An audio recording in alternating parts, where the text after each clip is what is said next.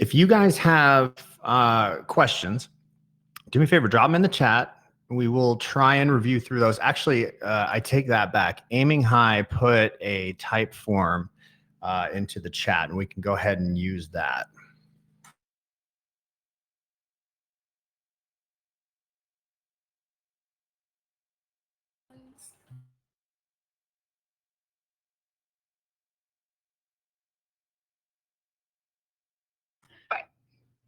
So not sure if this is coming through, but Cassie told me that my voice is pretty scruffy. So I'm going to drop and then hop back in. I'll be right back, guys.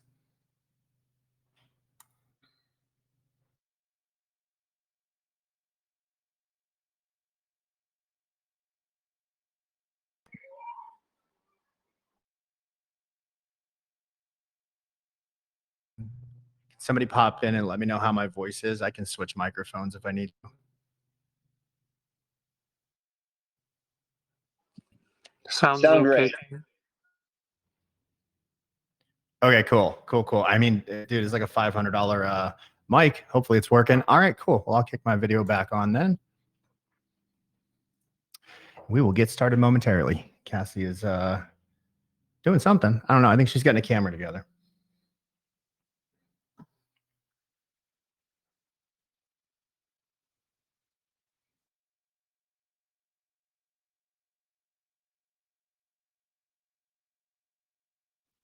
Okay, so assuming nothing I said earlier came through, if you guys have questions, and I think what we're gonna be doing is we're gonna be doing these at the same time every single week to give some consistency, so that we can chat with you guys. So in the future, we will be more prepared. But for this time, it was kind of just something that we landed on the date yesterday. And so if you guys have questions, you can drop them in the type form. You can also put them in the chat. What I've been doing is just moving them to a save folder, which works fine. And we can get to them as we are able.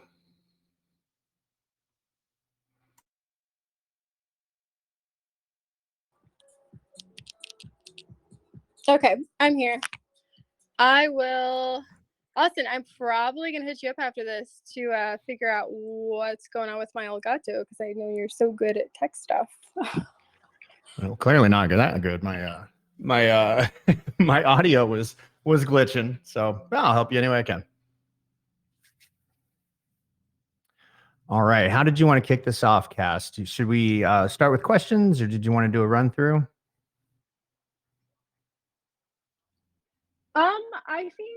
I think starting with questions isn't a bad idea.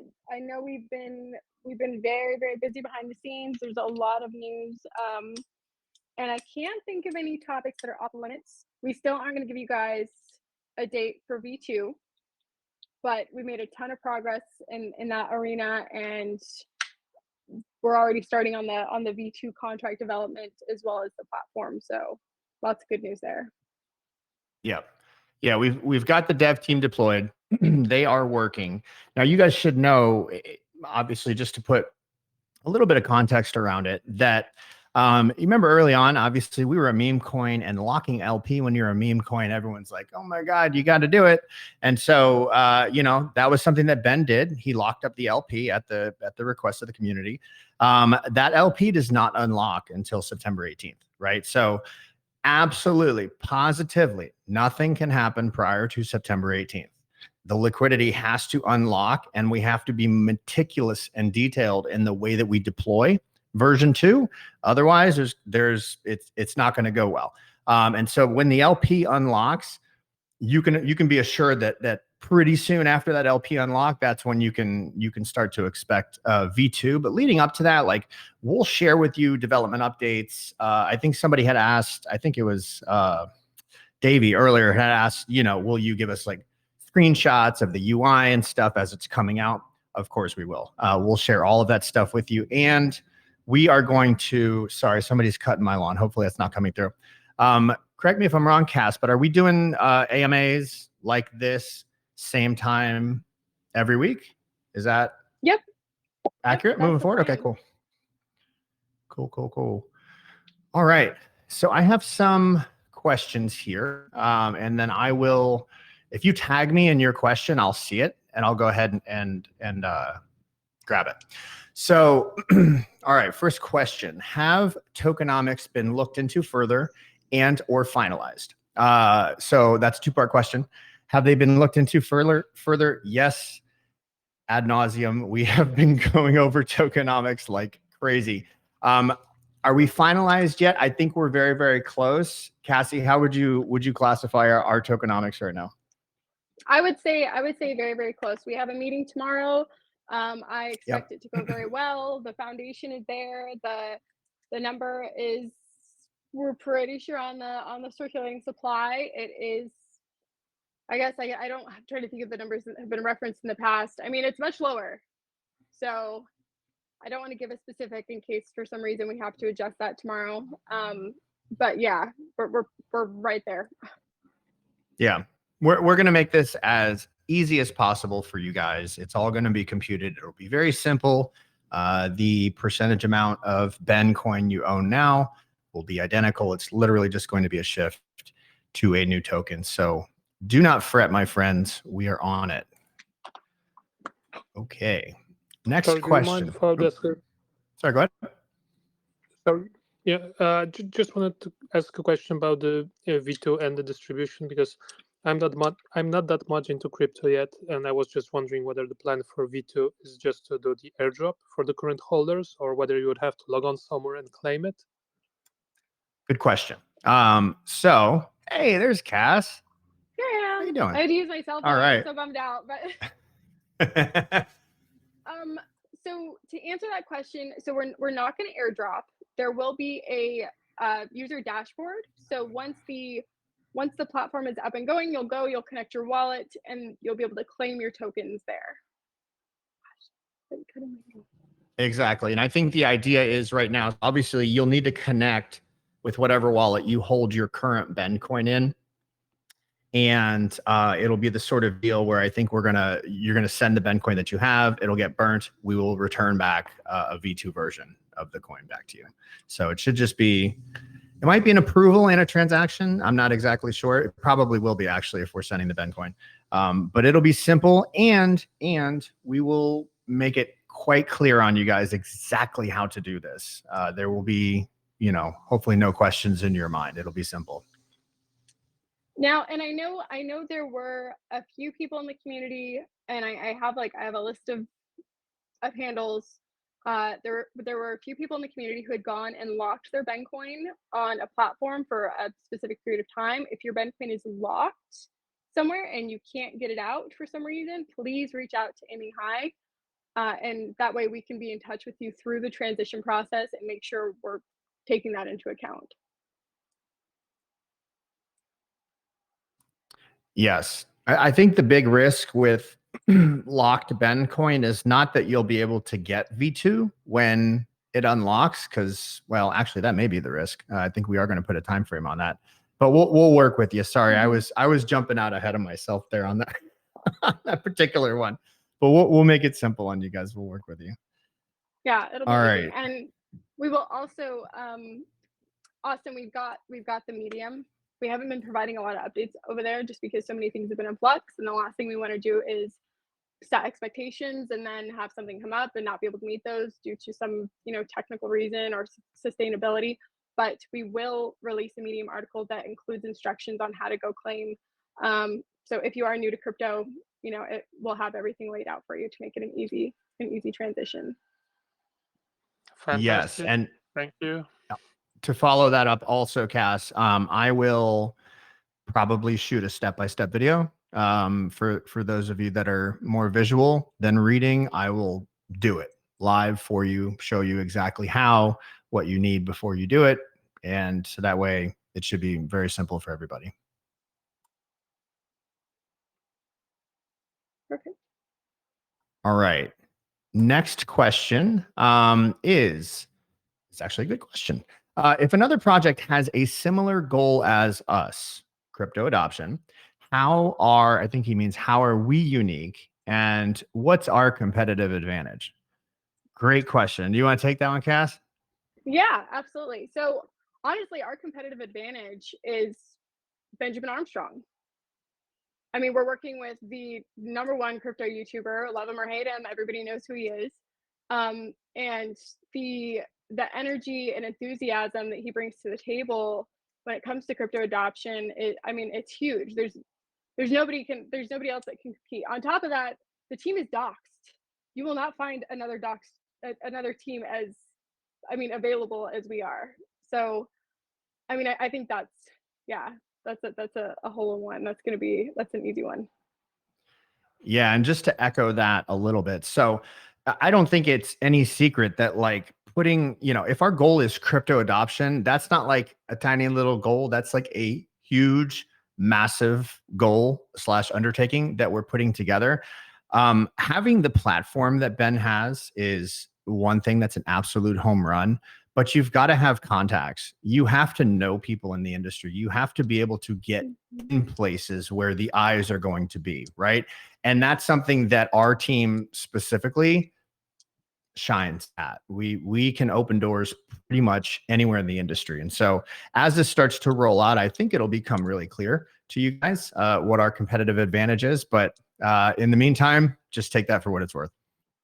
Well, and on top of that too, like if you look at the whole story, like how we this isn't something we put together. You know, we didn't plan to have a coin. There was no plan there.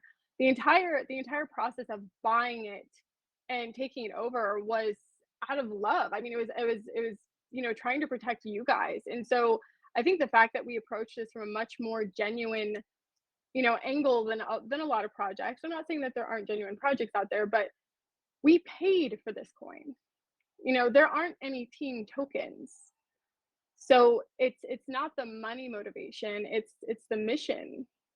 And I mean, even Austin coming on, like I've been talking to him for a couple months, like throughout this whole process, and he's been amazing, like offering to help. And every time I jump on a call with him, I mean, he had so much insight, so many resources. He knows so many amazing people, and the fact that he was willing to come in and volunteer and dedicate his time.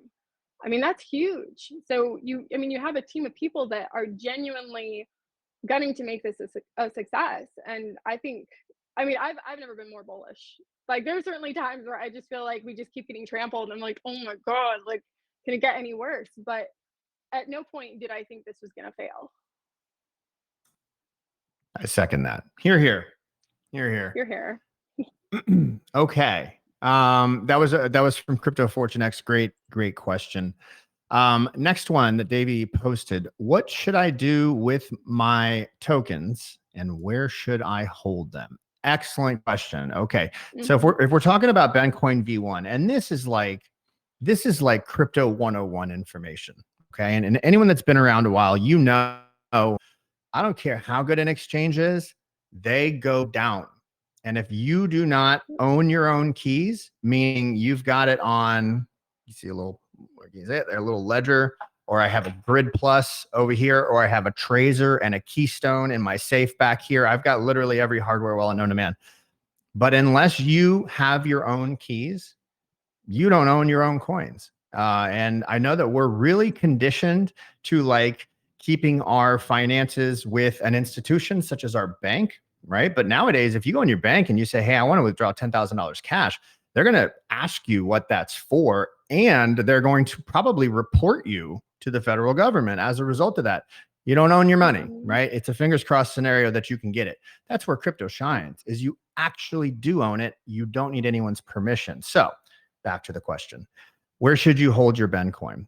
I strongly recommend anyone that cares about their financial sovereignty and or their security, which is hopefully everyone that's watching, that you have a hardware wallet of some sort, whether it's a Tracer, a Ledger, a Grid Plus. There's a ton of them out there. Find the one that you like. And they connect to all of your major wallet interfaces. So whether it's MetaMask, Coinbase Wallet, Rabby, they all connect directly to your hardware wallet. Send it from the exchange, put it in a wallet that you control, lock that bad boy up. And that's, in my opinion, the best thing you can do for storing all coins. But when it comes to actually being able to claim, so you don't want to be holding these coins on an exchange. Correct. You won't be able to claim. So MetaMask, I guess Coinbase Wallet. Basically, you need to have like a wallet that you control, that you have the keys to, that's decentralized. Centralized exchange, basically, if you're holding your coins on a centralized exchange, you won't be able to claim anything because those coins will be allotted to the address associated with the exchange. So if there's, I don't know how many people in here are currently holding on a centralized exchange. If so, I mean, shoot me a DM, or actually, maybe we could get a form. We'll get a form out, and depending on how many people it is, we can basically help everybody get set up on like on a MetaMask or something else. Agreed. Okay. So, yep, we answered that one. All right, good. Next one's from Josh Dixon. He says, I've heard BitBoy talk about crypto being, I think he means being, needing the Netscape of crypto, and that Ben may be that. With platforms like Binance, Pancake, Uniswap providing an interface to use crypto, how will BenCoin be different? If it's just an improvement on other platforms, it doesn't seem revolutionary. Agreed. It's just another option. Now, if it's something my parents can easily use, that would be revolutionary. Do you want to take that one, Cass? Yeah. So Or that's exactly what we're trying to do here. It's not enough that, crypto adoption over the last few years has been explosive. We have all these new people going on platforms like Coinbase. They're and unfortunately, like historically, when people have asked me about crypto, and they're like, "Oh, where can I buy?" It's like knowing the learning curve there to get.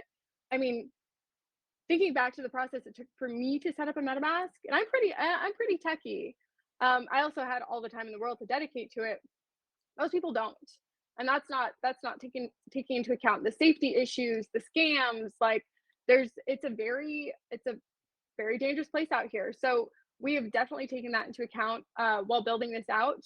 Ultimately, we're going to be onboarding people into decentralized finance, not into exchanges. Exchanges are designed to keep you on the exchange. So, and that's going to be,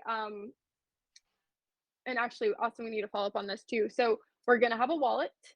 That is going to be the first step of onboarding. So if you're having a conversation with somebody about crypto and they're like, "Yeah, I'd love to learn more," you can show them your QR code. They'll scan it, and they'll be onboarded into the ecosystem. Like the holder dashboard will be available to anyone who has the wallet, and we'll include educate. I mean, there's so many features we're gonna jam in there. Austin, am I missing anything? No, you explained it very well. So I wanted everyone to know that, like, when we release the V2 product here in X number of weeks, that's not a finished product. Okay, what we're doing is we're creating the members area. We're giving you guys some really cool options as holders of BenCoin. We're giving you the ability to swap over to V2 token, some other things I won't tell you yet. But the cool thing about Adapt is you can always hang new things off of it. And we're not interested in creating a fork of Uniswap, right? Like, the world has enough of them. That's not the point. What we are interested in creating, to this gentleman's question, is somewhere where, okay, I have zero experience with cryptocurrency. The only thing I know about it is, my 20-year-old kid bought some Bitcoin, and I do not understand blockchain or anything of that nature. Great. What we want to put together for you is a site that is really more educational than anything else, where you can show up to, and we can take you step by step on how to get onboarded into cryptocurrency, the why and the how together. Now, that's a big undertaking, putting those modules together and things like that. But we're going to do some really cool things with it, like gamify it, have specific rewards that people can get as they go through the various modules, etc. So we're not interested in creating a fork of something. That's not in any way, shape, or form what's on our horizon. What we are interested in doing is putting a platform together that everyone can point to and say, if you want to know how to use cryptocurrency, if you want to have at least a rudimentary understanding of how it works, go there, and the whole industry can rally behind it. And at least in my head, that's what I'm hoping we're going to put together for you guys, and I think we will. Yes, no, absolutely. And I mentioned this before. There will be we will be incentivizing onboarding. So, and we still have to work out the mechanics of that as far as the platform goes. But the idea is to, I mean, if you go around to every person and you say, "Hey, come check out this wallet," and not only will they sign up, like, they'll be introduced to crypto through us, and in a way that makes them want to stick around, not in a way that's going to intimidate them and make them be concerned about getting scammed. And we'll be able to provide incentives for people who onboard people. And if you've ever tried to onboard somebody, like I onboarded my little brother into DeFi I want to say about 2 years ago now. And when he showed up, I said about 4 sentences to him, and I think he understood about 2 words that came out of my mouth. Because what happens over the years in crypto is we start to speak this language, and we forget that normal people don't know what a smart contract is. They have no idea what a private key is. They don't know how to connect a wallet to anything. They don't even know what a wallet is, right? They don't know what a blockchain is, et cetera. And so we've got to get down to the very, very basics. And, you know, for like my generation, everything I ever needed to know, I taught myself on YouTube. I can confidently say that. But in my parents' generation, that's not how this works. They need their hand held.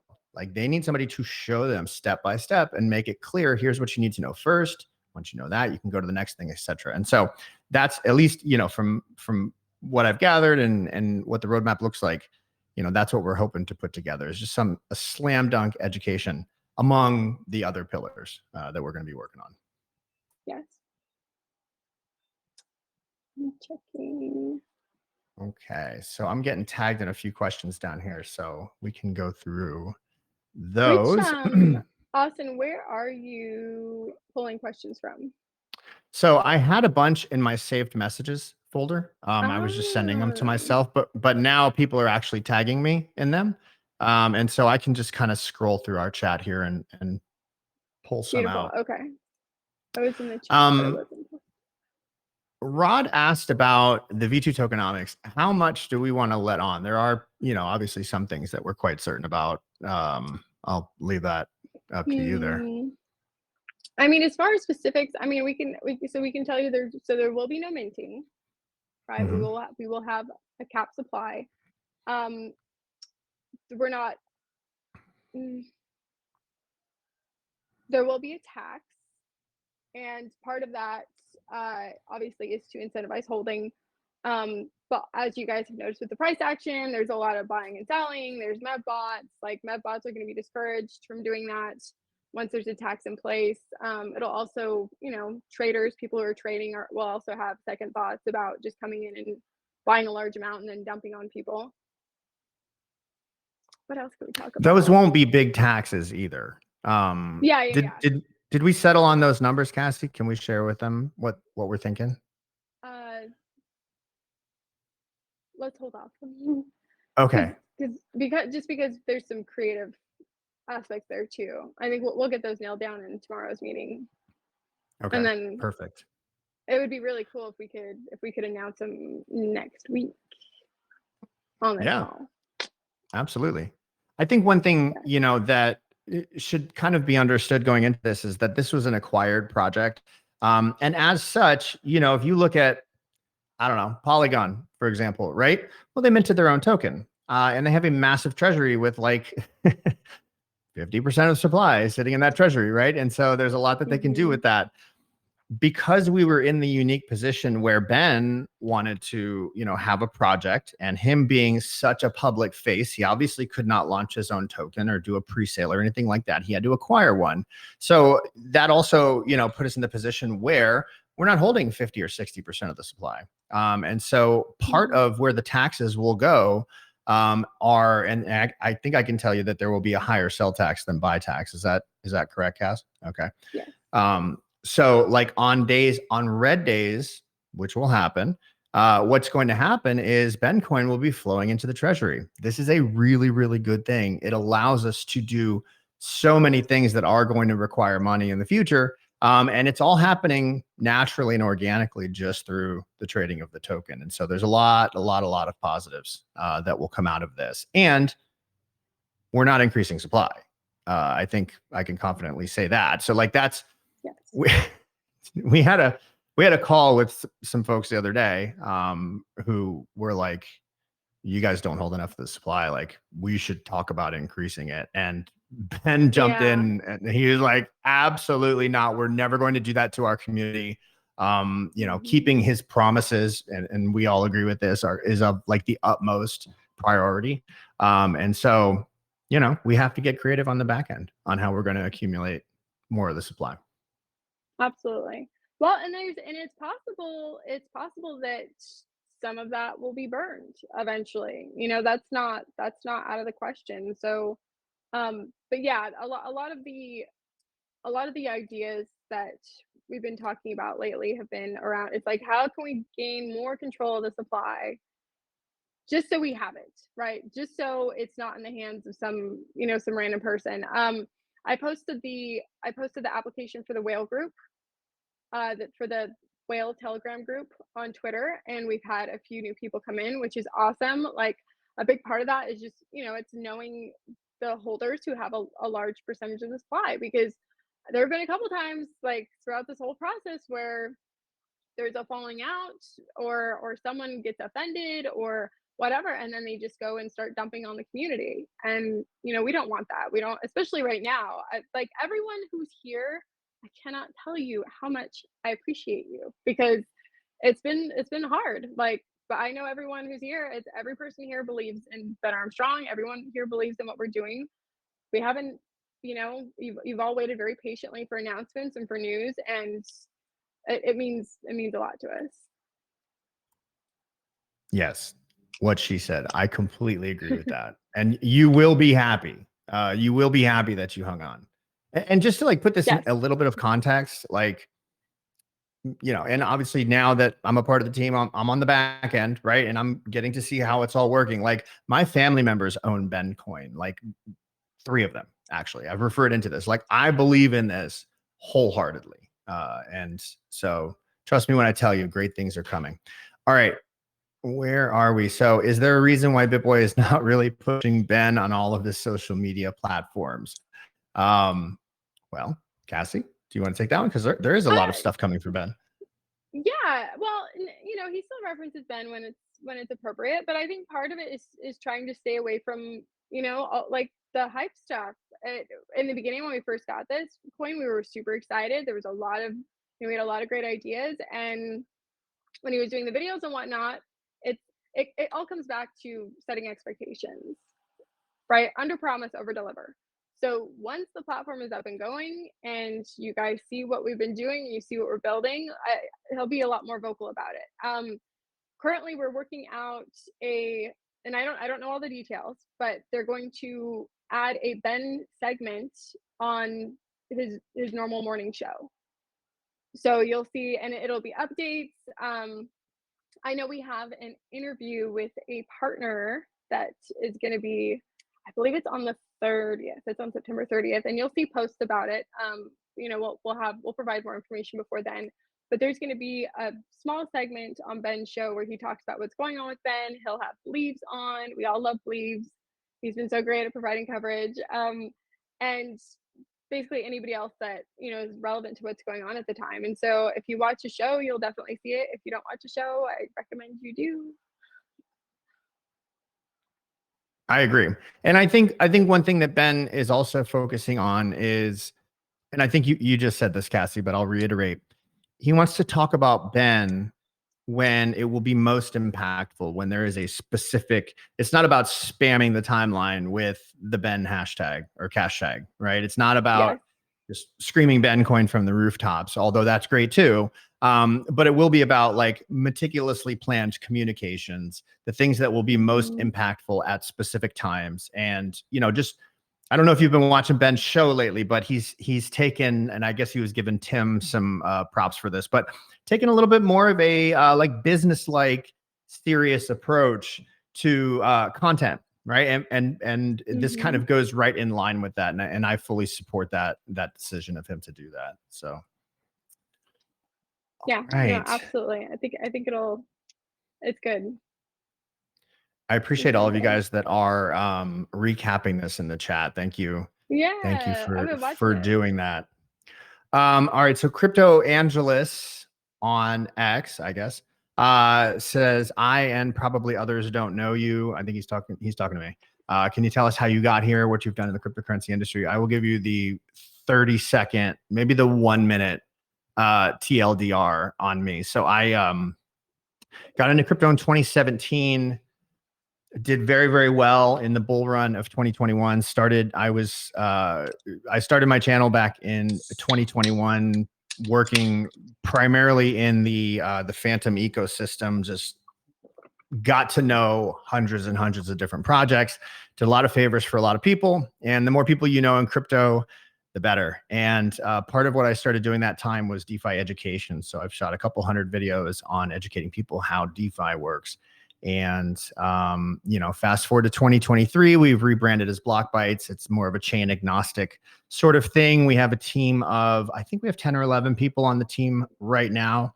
And you can check it out. If I'm not on the daily show as much as I used to be, because after speaking with them and speaking with Cassie and speaking with Ben, I made the decision to put 95% of my working hours towards Ben Coin, because I think it presents a very, very unique opportunity for me, and for the people that I'm going to get to work with, like Cassie and Ben. It's really, really cool experience. And for me, that's almost above and beyond anything else. So it's a little bit about me. And if you want to DM me and ask me more questions and find out I like long walks on the beach or whatever, please feel free to do so. All right. Rod, thank you, Rod, for recapping. So, Rod is asking, what's the team's take on the dead wallet? It holds around 14 trillion tokens, wallet number 4. Do we want to discuss that? Yeah, I think we can discuss that. Okay. I think the plan is to pull those. I mean, we're going to include those tokens. We're essentially going to reverse that because we're reducing the supply so drastically. That's one of the creative ideas that have come up as far as being able to regain, a larger chunk of the circulating supply, and to help mitigate some of the issues that the tokenomics team was concerned about. So those will just go in the treasury. Mm-hmm. Yeah, and those won't go on market. Those will be locked up in the multi-sig under the same rules that the rest of the treasury funds will be. And also, yep. If you were to go on CoinGecko or CoinMarketCap, they don't actually have it set up in this particular way right now. But if you look at almost any other token, the team tokens or the treasury owned tokens that are locked for a particular amount of time generally are not considered circulating supply. They're considered max supply, but not circulating. And so these are still going to be taken out of circulation, but they are going to be put into the foundation treasury to be used at a later date to fund initiatives and things like that. And side note, while Ben.eth thought he was, doing a publicity stunt, in reality, after we ended up buying the token, he was doing us a huge favor. And so we were able to go ahead and reclaim those later. All right. Absolutely. Let's see what else we got. Okay. Any penalties on missing out on any snapshots or potential future rewards for holders for transferring my Ben from MetaMask to Ledger? Originally bought on MetaMask. Okay. That was from Ben Murphy. So Ben, I want to share with you that, so there's a little bit of a misnomer in your question there, right? So, MetaMask is simply an interface to read the blockchain.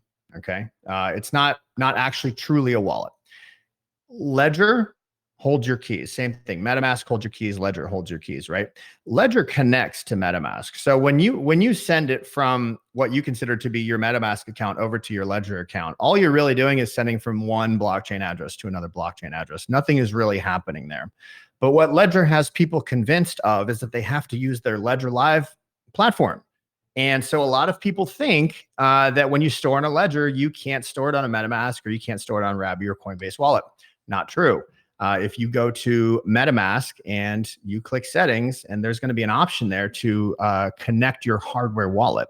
And what you can do is you can connect your Ledger directly to your MetaMask. And then anytime you're doing a transaction, it's going to ask you to confirm that on your Ledger wallet. So, but the question was, so I just wanted to correct that, because that's a very, very common thing that people believe there's a difference there. So any penalties or missing out on any snapshots or potential future rewards for holders for transferring my Ben from MetaMask to Ledger? I mean, you're just transferring from one wallet to another. So there's really no rewards that we could offer you except our undying love and appreciation, which you have. Okay. Yeah, and I have been taking snapshots with the intent of using one of them at some point. Like obviously we're not going to use all of them, but in this transition for those who've held, and this is something we want to implement too, in terms of like community ranking and essentially like recognize the people that have been here and held this entire time, have not been selling, or maybe there'll be like some exceptions to that, but like Austin, I really want to be able to acknowledge the people that have been here and holding the price floor and sticking this out, because I know it can be emotionally exhausting. It's very stressful if you're always watching the chart. We will use a snapshot or maybe two to implement that. We don't know what it looks like yet, but even when it comes to the platform, for example, so somebody had mentioned like the whale group. They're like, oh, it's not fair that there's this like separate whale group, and they're getting like more attention than we are, and you're basically saying that they're more important than we are, and that's not true. In the same sense, we will also be trying to acknowledge and reward the people who have held through and have held long. So you don't have to have a lot of money in Ben to be acknowledged and for this to be, and for this to be beneficial. Like just holding through this period, Austin and I are going to try to figure out a way to implement some kind of reward structure to acknowledge the people that have been holding the whole time as well. Sorry, that was a mouthful. No, that was perfect. The AC is broken in my office, so I'm like sweating like I'm going to the electric chair. So I had to turn a fan on. I apologize. It's broken in my bedroom too. Man, oh man! I swear, this this property management company is like, my guys, what are you doing? All right, let's see. I am up to Cassie. Will there be taxes? Rose still to be announced. Okay, good. Yep, good recaps. Thank you guys. Appreciate you all. Let's see what else. All right. He says, sorry for basic question, but why would you advise Ledger versus, for example, Trust Wallet? Okay.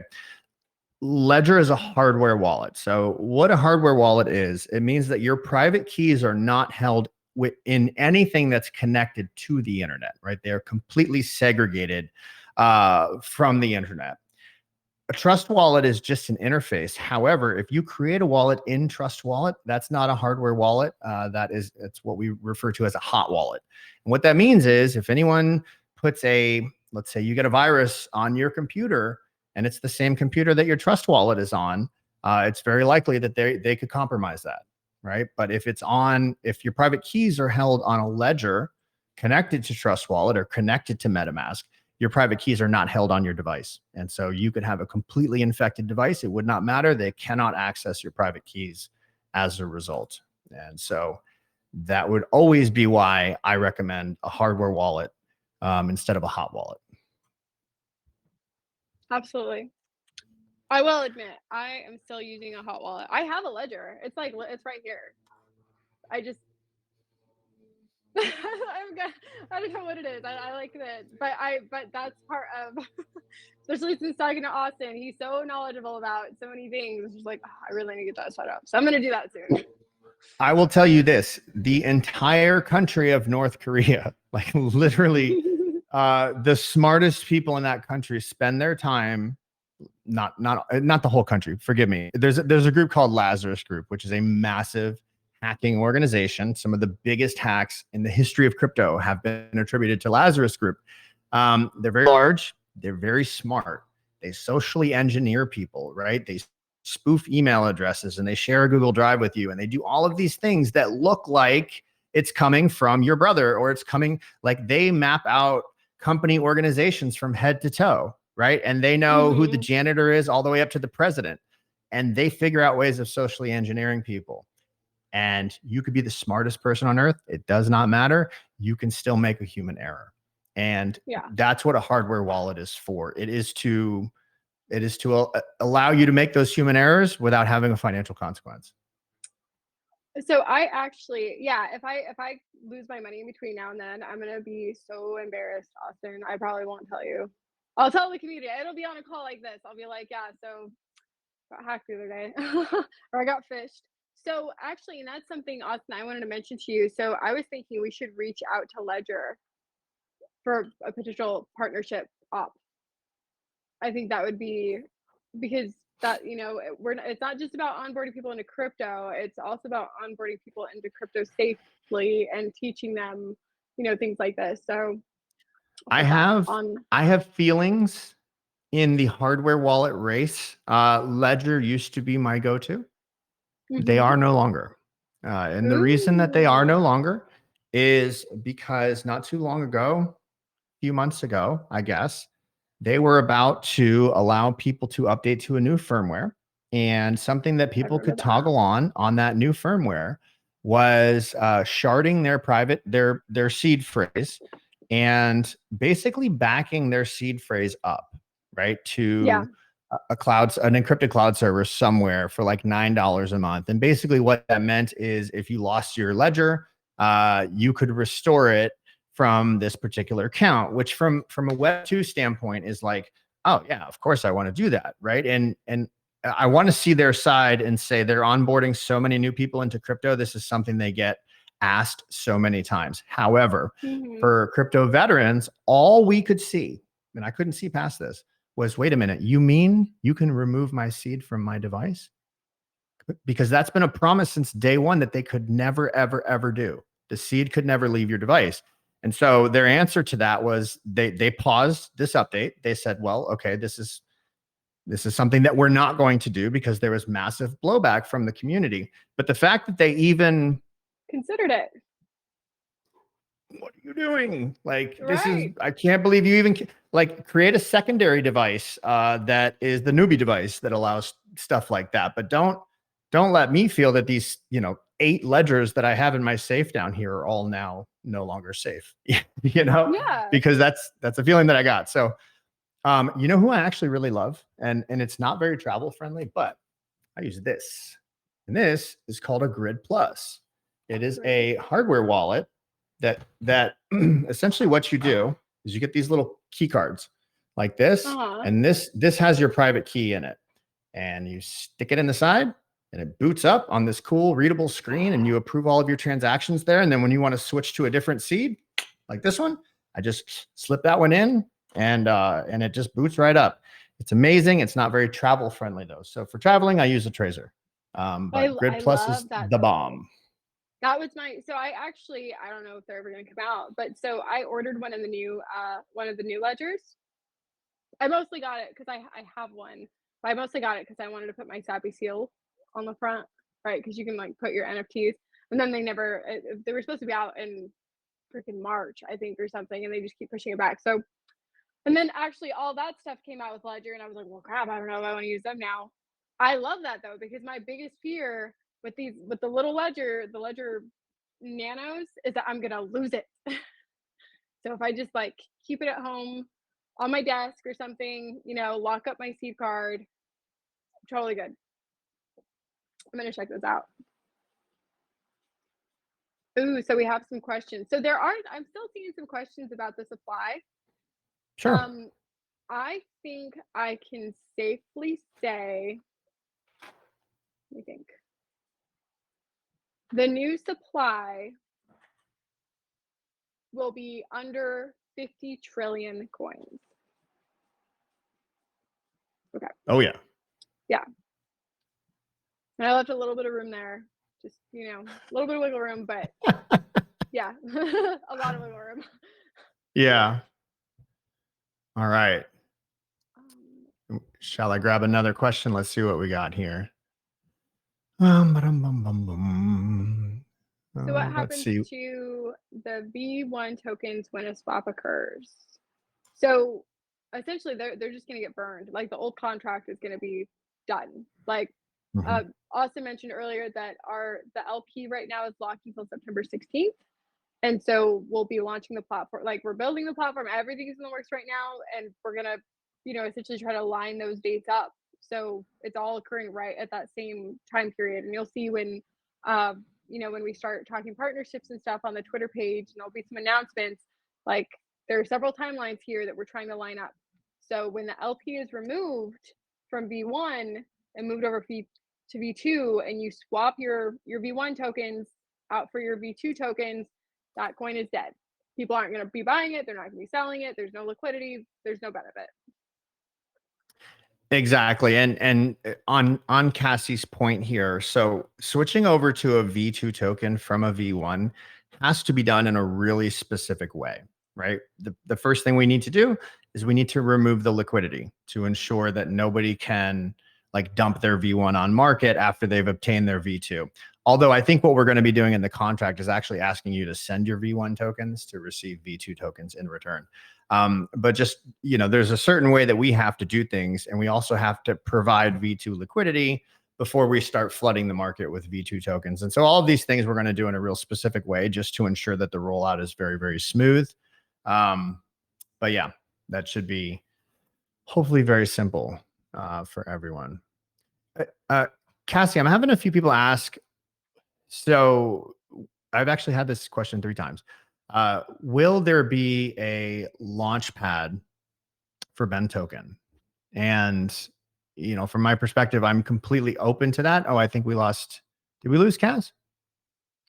I think she dropped. Well, I'll share with you my opinions on it. I am open to that down the road. I will tell you that right now, one of the big focuses that I've had since, I came in here, and Cassie has just been like, dude, Cassie's a wizard. Like, by the way, guys, she's freaking amazing. And there's so many various ideas that we want to implement.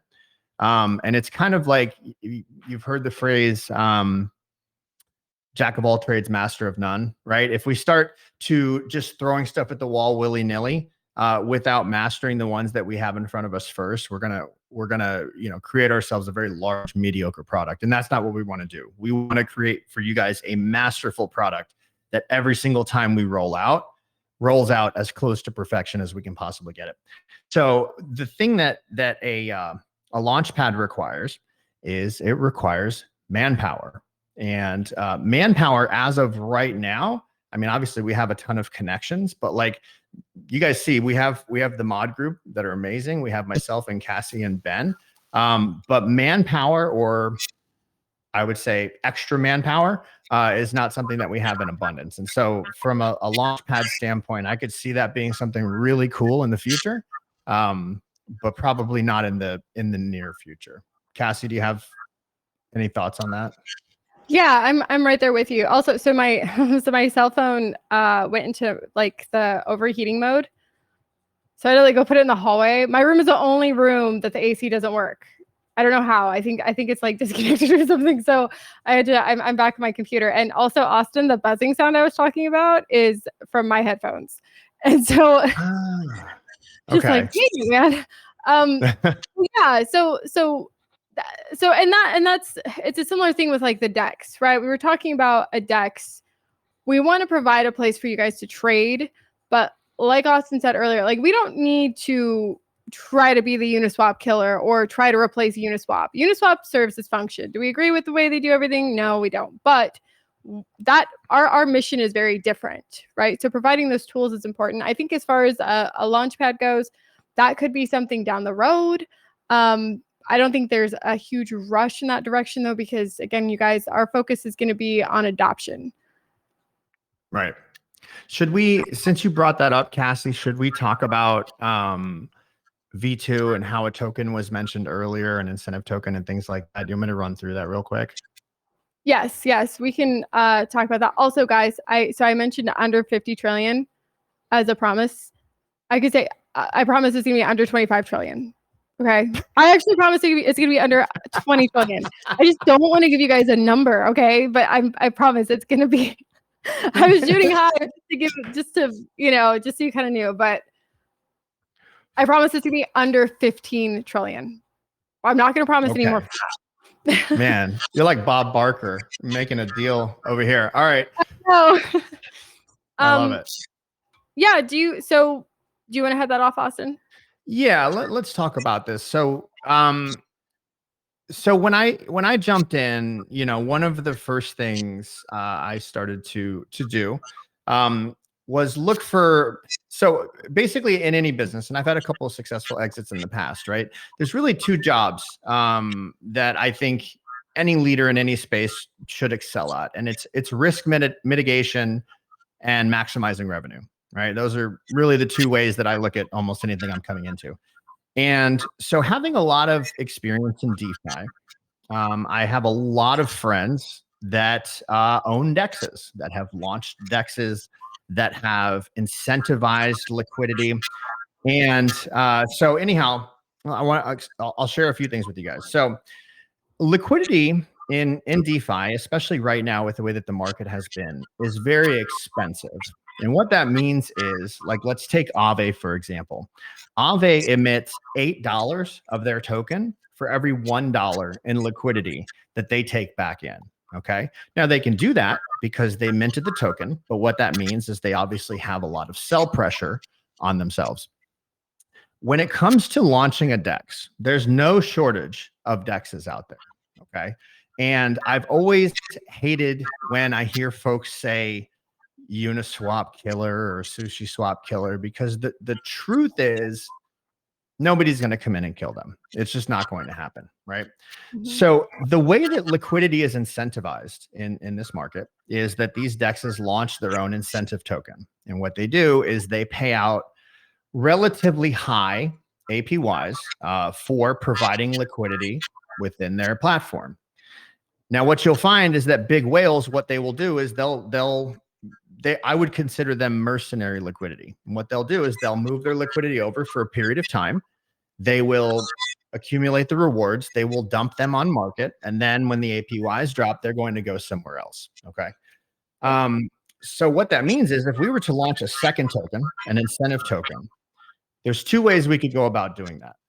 One is we could say, hey guys, this is just an incentive token. There's no need to accumulate it. In which case, it's going to be a race to the bottom. It's just going to get there a lot quicker. The other option we could do is try and prop it up, try and give utility to it. But I've watched the best builders in all of DeFi try and prop up a native DEX incentive token and not be able to do it. And if you go look at charts, if you go look at Sushi Swap, Pancake Swap, Boo over on Phantom, Beats over on Phantom, any number of solidly forks that are on various networks, what you're going to find is that incentive token devalues, and it devalues quickly because people are in farm and dump mode. And then once the value goes down too far, what you're going to find is liquidity is going to leave. So why is that relevant to what we're talking about? Well, the reason is because if we create a DEX that has a bottomed out incentive token and has no liquidity, we're going to essentially have a failed project hanging off of Bencoin. It's going to be there for everyone to see, and it's going to be quite clear this is not working. That's not something that we want, because we're not a DEX. We're an education platform. We're an onboarding platform. It would suck if our future plans were hindered just as a result of a particular initiative that we took on early on. And so after going through this, chatting with the developers, the big thing that we wanted to ensure was that nobody would ever be able to stop Bencoin from trading in the future, right? Because that was something that happened with Uniswap. Now, Uniswap did not actually stop Bencoin from trading. What they did was they turned it off on their user interface. And the reason they did that is because they're located in the United States. And if there's a copyright or a trademark claim or anything like that, they're legally required to do that. So what we're going to do is we're going to create our own interface. And I believe what we're going to be doing is tapping into the 1inch API, which is a DEX aggregator.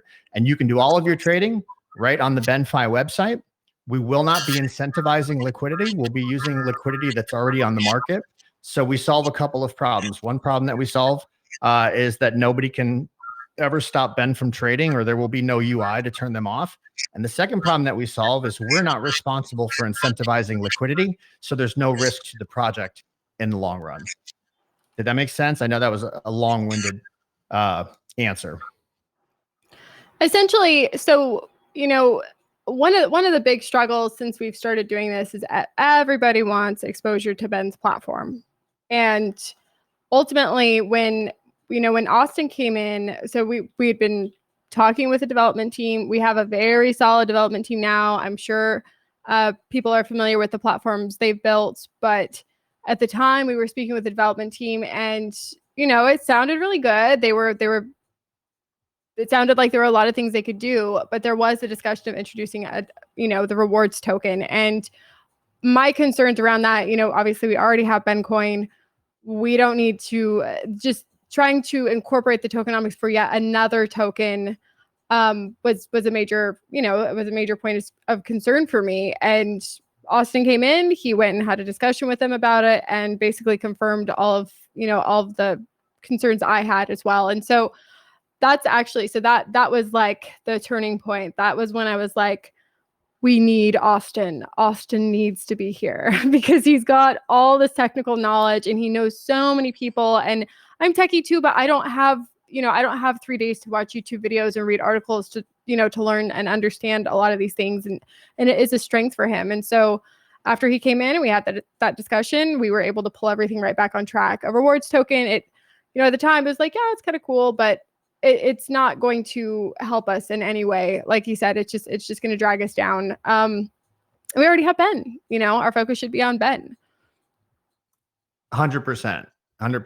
Had we gone the DEX route, my prediction is that we would have had, 2 or 3 months of like hype.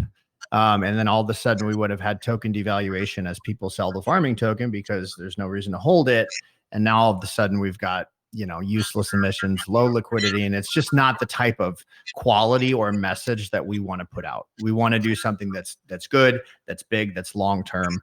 And I do tend to explain things in like a long-winded way. So forgive me if I happen to go down that road. But we're able to solve the problems that we wanted to solve without having to go down that road. And that's really where I wanted to go. So no incentive token. We're not going to be doing that. But you guys will all be happy. I can assure you. Yeah. All right. Do you want me to go to another question, Cass? Yeah. Okay. So this one says, do you have any plans for sex listings this year? So Cassie, do you want to take that? Yeah.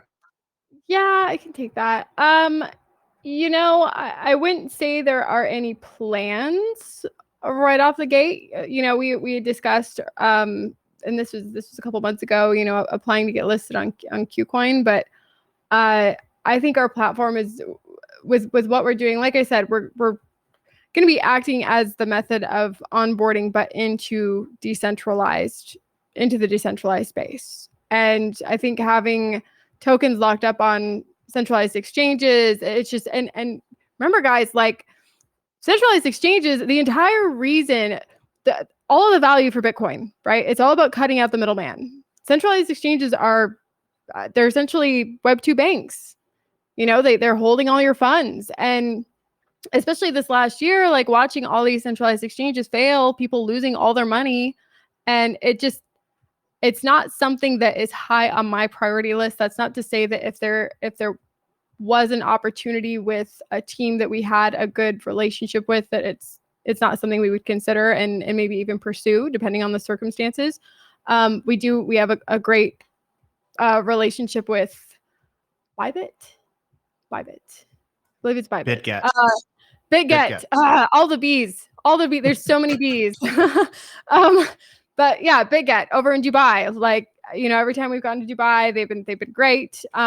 And we're going to be working with them closely on some marketing here in the near future. So, maybe that's a possibility, but it's really the big thing with exchanges right now. The focus is going to be the transition to V2 and what that looks like for the existing tokens on the exchanges. So once we get past that, once we get all the to-dos checked off the list for V2, that's something we can reapproach and we can kind of go from there.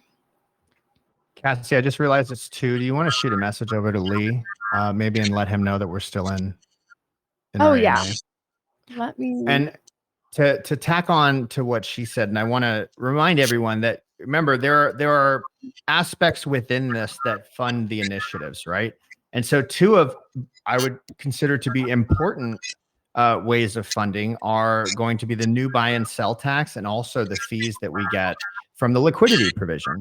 And none of those apply when people are trading on centralized exchanges. And so right now we have a lot of exchanges. We have, and you know, for being in the US, MEXC has been great. I'm not endorsing them, but I am telling you that I've used them. BitGet, I absolutely love. Like we had a call with their team, I think yesterday or the day before. Absolutely amazing. And so I think what a lot of people are hoping when they ask, do we have any centralized exchange listings coming up? What they're hoping is that we're still living in 2017, where that meant something was going to pump. And the reality is that's just not the market or environment that we're living in any longer. So what we're doing is we're balancing, you know, the marketing aspect with the loss of potential revenue for the company. There's a lot to that. So Exactly. No, that's dead on. So we actually got to wrap this up because we have a meeting that started at 2, but we're going to be doing these regularly every week on Tuesdays in here at 1 p.m. EST. Bring your questions, and you know, the big thing up until now, it's like communication is really important, especially as we get closer to V2. So definitely come check it out or replay. I think these are being recorded, aren't they, Austin? Yes, this one is recorded, so we've got the entire thing. Okay, perfect. And I will keep an eye. There's a lot of questions that we missed. I will try and go back through to everyone who tagged me and just at least see if I can get you some information on the question that you asked. Wonderful. All right. Appreciate you guys. Stick in there with us. I'm telling you, we're building something so freaking beautiful here, man. It's going to be awesome. And we've got the biggest platform literally in all of crypto that's going to be broadcasting this. So hang tight with us, guys. We love you all. Appreciate you. Yep. Love you guys. I'll pop in later. Later.